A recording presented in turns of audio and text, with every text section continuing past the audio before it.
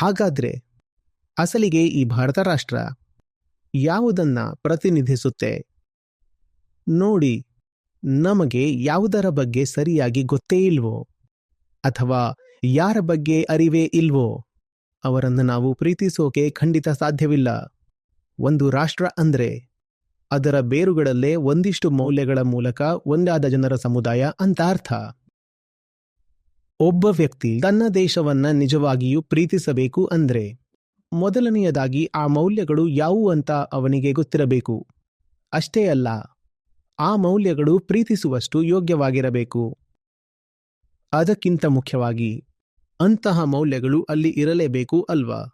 ಮತ್ತೆ ಆ ಮೌಲ್ಯಗಳು ಕೇವಲ ಪೇಪರ್ ಮೇಲಿರೋ ಥಿಯರಿ ಅಥವಾ ಐಡಿಯಲ್ಸ್ ಆಗಿರಬಾರದು. ಹಾಗಿದ್ರೆ ನಮ್ಮ ಭಾರತ ದೇಶ ಯಾವುದಕ್ಕೋಸ್ಕರ ನಿಂತಿದೆ? ಇದರ ಅಸಲಿ ಮೌಲ್ಯಗಳಾದ್ರೂ ಏನು? ನೋಡಿ, ಒಂದು ದೇಶ ಕೇವಲ ರಾಷ್ಟ್ರ ಅನ್ನೋ ಕಾರಣಕ್ಕಾಗಿಯೇ ಗೌರವಕ್ಕೆ ಅಥವಾ ಪ್ರೀತಿಗೆ ಅರ್ಹವಾಗೋದಿಲ್ಲ. ಯಾವುದೋ ಒಂದು ಜನಾಂಗದ ಮೇಲಿನ ದ್ವೇಷದ ಮೇಲೆ ಅಥವಾ ಇನ್ಯಾವುದೋ ವೈಮನಸ್ಸಿನ ಅಡಿಪಾಯದ ಮೇಲೆ ಒಂದು ದೇಶ ಸೃಷ್ಟಿಯಾಗಿರಬಹುದು ಅಲ್ವಾ? ಅಸಲಿಗೆ ಇತಿಹಾಸದಲ್ಲಿ ಕೇವಲ ಯಾವುದೋ ಒಂದು ವಿಷಯದ ಮೇಲಿರೋ ಅಸಮಾಧಾನ ಅಥವಾ ದ್ವೇಷದ ಕಾರಣಕ್ಕಾಗಿಯೇ ಹುಟ್ಟಿಕೊಂಡಿರೋ ಎಷ್ಟು ದೇಶಗಳಿವೆ. ಇನ್ನು ಕೆಲವು ರಾಷ್ಟ್ರಗಳು ಹುಟ್ಟಿದ್ದೇ ಇನ್ನೊಂದು ದೇಶವನ್ನ ಸಂಪೂರ್ಣವಾಗಿ ನಾಶ ಮಾಡಬೇಕು ಅನ್ನೋ ಉದ್ದೇಶದಿಂದ.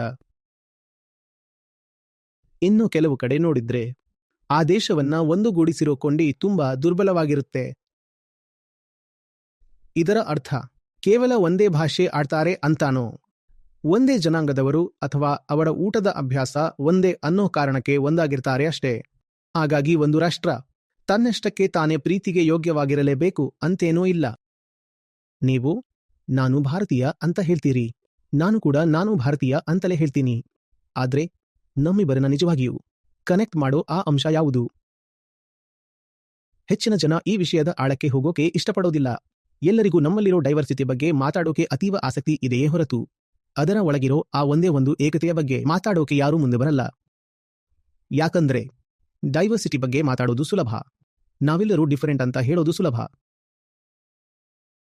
ಆದ್ರೆ ನಮ್ಮ ಕಾಮನ್ ಸೆನ್ಸ್ಗೆ ಒಂದು ಪ್ರಶ್ನೆ ಬರುತ್ತೆ ಅಲ್ವಾ? ನಾವೆಲ್ಲರೂ ಎಷ್ಟೊಂದು ಡಿಫರೆಂಟ್ ಆಗಿದ್ರೂ ಸಹ ನಮ್ಮೆಲ್ಲರನ್ನ ಇಂಡಿಯನ್ ಅಂತ ಕರೆಯೋಕೆ ಸಾಧ್ಯವಾಗ್ತಿರೋದು ಯಾವುದರಿಂದ? ನಿಮಗೆ ಇಂಡಿಯಾ ಅಂದ್ರೆ ಪ್ರೀತಿ ಅಂತ ಹೇಳಿದಾಗ ಅಸಲಿಗೆ ನೀವು ಏನನ್ನ ಪ್ರೀತಿಸ್ತೀರಾ ಅಂತ ಯಾರಾದ್ರೂ ಕೇಳಿದ್ರೆ ನಿಮ್ಮ ಹತ್ರ ಕೊಡೋಕೆ ಉತ್ತರವೇ ಇರೋದಿಲ್ಲ.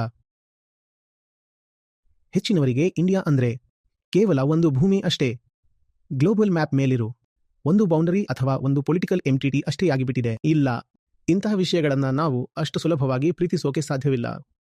ನಾವು ಯಾವುದನ್ನಾದರೂ ನಿಜವಾಗಿಯೂ ಪ್ರೀತಿಸಬೇಕು ಅಂದ್ರೆ ಅದರಲ್ಲೊಂದು ಪವಿತ್ರತೆ ಇರಬೇಕು ಅಲ್ವಾ? ನೀವು ಭಾರತವನ್ನ ಮನಸಾರೆ ಪ್ರೀತಿಸಬೇಕು ಅಂದ್ರೆ ಅದು ಕೇವಲ ಒಂದು ಪೊಲಿಟಿಕಲ್ ಎಂಟಿಟಿಗಿಂತ ಮಿಗಿಲಾದದ್ದಾಗಿರಬೇಕು.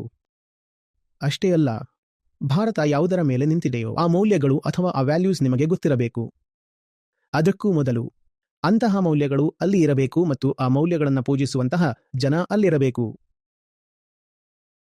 ನಮ್ಮ ಈ ಭಾರತ ದೇಶ ಒಂದು ರಾಷ್ಟ್ರವಾಗಿ ಇವತ್ತಿಗೂ ಉಳಿದಿದೆ ಅಂದ್ರೆ ಅದಕ್ಕೆ ಕಾರಣ ನಮ್ಮ ವೇದಾಂತದ ಅಡಿಪಾಯ. ನನಗೆ ಗೊತ್ತು, ಈ ಸತ್ಯವನ್ನ ಒಪ್ಪಿಕೊಳ್ಳೋದು ಎಷ್ಟೋ ಜನರಿಗೆ ಸ್ವಲ್ಪ ಕಷ್ಟ ಅಂತ ಅನ್ನಿಸಬಹುದು. ಆದ್ರೆ ಭಾರತ ಅನ್ನೋ ಈ ರಾಷ್ಟ್ರದ ಬೇರ್ನಲ್ಲಿ ಇರೋದೇ ಇದು. ಅಂದ್ರೆ ವೇದಾಂತದಿಂದ ಬಂದಿರುವಂತಹ ಶ್ರೇಷ್ಠ ಮೌಲ್ಯಗಳೇ ನಮ್ಮ ದೇಶದ ಅಸಲಿ ಶಕ್ತಿ. ಈಗ ನಿಮಗೆ ಅರ್ಥ ಆಗಿರಬಹುದು ಯಾಕೆ ಇವತ್ತಿನ ಯಂಗ್ಸ್ಟರ್ಸ್ಗೆ ಈ ದೇಶದ ಜೊತೆ ಬರೀ ಒಂದು ತೋರಿಕೆಯ ಸಂಬಂಧ ಇದೆ ಅಂತ. ಯಾಕಂದ್ರೆ ಅವರಿಗೆ ಇಲ್ಲಿನ ಆಂತರಿಕ ಮೌಲ್ಯಗಳ ಅಥವಾ ಇಲ್ಲಿ ಅಡಗಿರುವ ವೃತ್ತಾಂತದ ಬಗ್ಗೆ ಅಷ್ಟಾಗಿ ಗೊತ್ತಿಲ್ಲ. ಇದು ನೋಡೋಕೆ ನಿಜಕ್ಕೂ ಭಯಾನಕ ಆಗಿದೆ. ಆದ್ರೆ ನಿಮ್ಮ ಹತ್ತಿರ ಈ ಮಸಾಲಾ ದೋಸೆ ಬಿಟ್ಟರೆ ಬೇರೆ ಏನೂ ಇಲ್ಲ ಅನ್ಸುತ್ತೆ. ಅಥವಾ ಬೇರೆ ಕೆಲವೊಂದು ವಿಷಯಗಳು ಇರಬಹುದು. ಅಂದ್ರೆ ಈ ಬಾಲಿವುಡ್ ಇರಬಹುದು, ಭಾಂಗ್ರಾ ಇರಬಹುದು, ಅಥವಾ ಹೈವೇ ಮಧ್ಯದಲ್ಲಿ ಕೂತಿರೋ ಆ ಹಸುಗಳಿರಬಹುದು, ರೋಡ್ ಸೈಡಲ್ಲಿ ಆನೆ ಮೇಲೆ ಮಂಗಸವಾರಿ ಮಾಡ್ತಿರೋದಿರಬಹುದು. ನೀವು ಮಹಾತ್ಮ ಗಾಂಧಿ ಬಗ್ಗೆ ಹೇಳ್ತೀರಿ, ಅಥವಾ ಹೋಳಿಯ ಬಣ್ಣಗಳ ಬಗ್ಗೆ ಮಾತಾಡ್ತೀರಿ, ಇಲ್ಲ ಅಂದ್ರೆ ದೀಪಾವಳಿ ಲೈಟ್ಸ್ ಬಗ್ಗೆ ಹೇಳ್ತೀರಿ. ಇವೆಲ್ಲ ಇಂಡಿಯನ್ ಲ್ಯಾಂಡ್ಸ್ಕೇಪ್ನ ತುಂಬಾ ಚೆನ್ನಾಗಿರೋ ವೈಬ್ರೆಂಟ್ ಇಮೇಜ್ಗಳು. ಆದ್ರೆ ಇವುಗಳನ್ನ ನೋಡಿ ನೀವು ಪ್ರೀತಿಯಲ್ಲಿ ಬೀಳೋಕೆ ಸಾಧ್ಯನಾ? ಇಡೀ ವಿಷಯವೇ ಅದು. ಭಾರತ ಅಂದ್ರೆ ಏನು ಅನ್ನೋದೇ ನಮಗೆ ಗೊತ್ತಿಲ್ಲ. ಪ್ರೀತಿಸೋದಕ್ಕೆ ನಿಮಗೆ ಏನಾದರೂ ಒಂದು ಬೇಕು. ನಾನು ಹೇಳಿದ ಹಾಗೆ ಏನಾದರೂ ಒಂದು ಉನ್ನತ ಏನಾದರೂ ಒಂದು ಪವಿತ್ರ ಅಂದ್ರೆ ಪೂಜಿಸುವಂಥದ್ದು ಏನಾದರೂ ಇರಬೇಕು. ದುರದೃಷ್ಟವಶಾತ್ ಅಂತಹ ಪೂಜಿಸಬೇಕಾದ ವಿಷಯಗಳು ಭಾರತದಲ್ಲಿ ಇವೆ.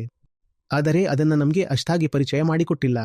ಇವತ್ತಿನ ಜನರೇಷನ್ಗೆ ಬೇಕಂತಲೇ ಭಾರತದ ಈ ಮುಖ ಪರಿಚಯವಿಲ್ಲದೆ ಇರೋ ಹಾಗೆ ಮಾಡಲಾಗಿದೆ. ಅದಕ್ಕೆ ಅವರಲ್ಲಿ ದೇಶದ ಬಗ್ಗೆ ಯಾವುದೇ ನಿಜವಾದ ಫೀಲಿಂಗ್ ಇಲ್ಲ. ಅವರು ಹೆಸರಿಗೆ ಮಾತ್ರ ಭಾರತೀಯರು, ಪಾಸ್ಪೋರ್ಟ್ಗೋಸ್ಕರ ಮಾತ್ರ ಭಾರತೀಯರು. ಅಷ್ಟೇ ಯಾಕೆ, ಅವರಿಗೆ ಆ ಹೆಸರಲ್ಲೂ ಭಾರತೀಯ ಆಗಿರೋಕೆ ಇಷ್ಟ ಇಲ್ಲ. ನಾವಿದನ್ನ ಯಾವುದೋ ಒಂದು ಇತ್ತೀಚಿನ ಟ್ರೆಂಡ್ ಅಂತ ಅಂದುಕೊಳ್ತೀವಿ. ಆದ್ರೆ ಇದು ಬರೀ ಟ್ರೆಂಡ್ ಅಲ್ಲ. ಇದು ಯಾವುದೋ ಒಂದು ಆಳವಾದ ವಿಷಯದ ಕಡೆಗೆ ಬೆರಳು ಮಾಡಿ ತೋರಿಸ್ತಿದೆ. ಆ ವ್ಯಕ್ತಿಗೆ ತನ್ನ ಸ್ವಂತ ಪರಿಚಯದ ಬಗ್ಗೆನೇ ನಾಚಿಕೆ ಆಗ್ತಿದೆ. ಅವನು ಸಂಪೂರ್ಣವಾಗಿ ಬೇರೆಯದೇ ಆದ ಒಂದು ವ್ಯಕ್ತಿತ್ವ ಹಾಕಿಕೊಳ್ಳೋಕೆ ನೋಡ್ತಿದ್ದಾನೆ. ಇದು ಆಗೋದು ಸಹಜವೇ, ಯಾಕಂದ್ರೆ ಅವನಿಗೆ ತನ್ನ ನಿಜವಾದ ಗುರುತು ಏನು ಅನ್ನೋದೇ ಗೊತ್ತಿಲ್ಲ. ಭಾರತದ ಅಸ್ಮಿತೆ ಅಥವಾ ಈ ದೇಶದ ಬೇರು ಇರೋದೇ ಮುಖ್ಯವಾಗಿ ನಮ್ಮ ಆಧ್ಯಾತ್ಮದಲ್ಲಿ. ನೀವು ಈ ದೇಶದವರಿಂದ ಆಧ್ಯಾತ್ಮವನ್ನು ಕಿತ್ತುಕೊಂಡರೆ ಅವರು ಬರೀ ಹೆಸರಿಗೆ ಮಾತ್ರ ಭಾರತೀಯರಾಗಿ ಉಳಿಯುತ್ತಾರೆ ಅಷ್ಟೇ. ನಮ್ಮ ಭಾರತ ದೇಶವು ತುಂಬಾ ವಿಶಾಲವಾದ, ಉನ್ನತವಾದ ಮತ್ತು ಅತ್ಯಂತ ಶ್ರೀಮಂತವಾದ ಅಡಿಪಾಯದ ಮೇಲೆ ನಿಂತಿದೆ. ಆದ್ದರಿಂದ ನಮ್ಮಲ್ಲಿ ರಾಷ್ಟ್ರೀಯತೆ ಬೆಳೆಯಬೇಕು. ಆದರೆ ಅದು ಆಳವಿಲ್ಲದ ಮೇಲ್ಪದರದ ರಾಷ್ಟ್ರೀಯತೆ ಆಗಿರಬಾರದು. ವಿಶ್ವ ಯುದ್ಧಗಳಿಗೆ ಕಾರಣವಾದಂತಹ ರಾಷ್ಟ್ರೀಯತೆ ನಮಗೆ ಬೇಡ. ನಮಗೆ ಬೇಕಿರೋದು ನಮ್ಮ ಭಾರತೀಯ ಮೌಲ್ಯಗಳ ಮೇಲೆ ನಿಂತಿರುವ ರಾಷ್ಟ್ರೀಯತೆ.